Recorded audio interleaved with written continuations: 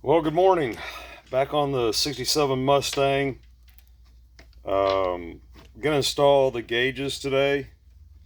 I've got multiple parts of the car in the works.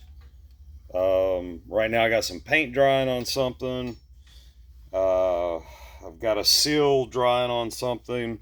But the idea is to make your day 100% useful and keep multiple pieces of the systems in the works. That way you don't waste any hours.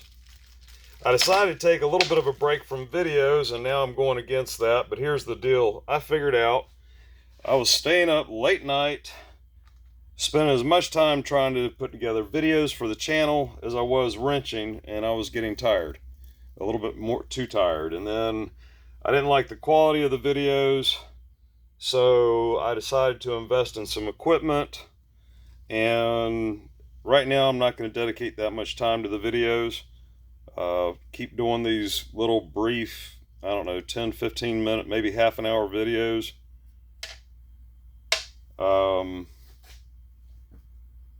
Yeah, that's where that was happening. So I decided to try to clean it up.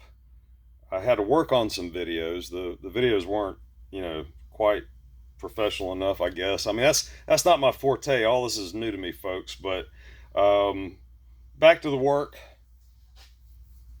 I'm going to go ahead and get these gauges set up for oil pressure, coolant temp, water temp, the temp of the engine, and charging, to see how many volts the alternator's putting out. In 1967, it's kind of important to remember that era in time and the way they built cars. Of course, there was no airbags. If you had power steering and disc brakes and air conditioning, you were in high cotton, and you also paid a premium price for that car.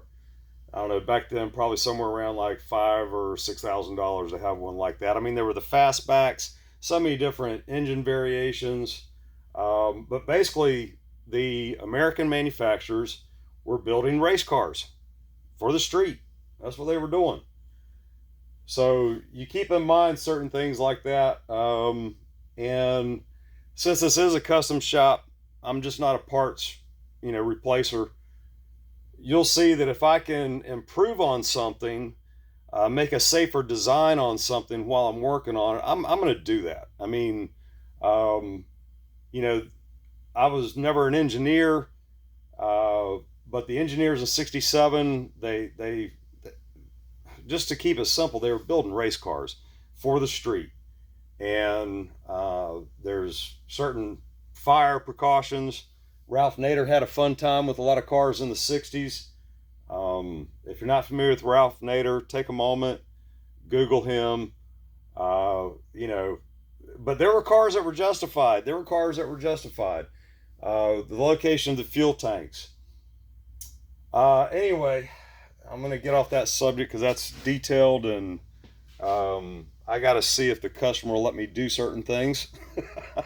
Certain things I'm not going to ask permission. I'm just going to make them better.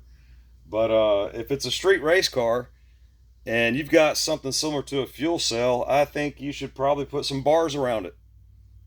And also, okay, I'm going to move from the gauges for a moment. I don't know what the engineers were thinking. This is stock.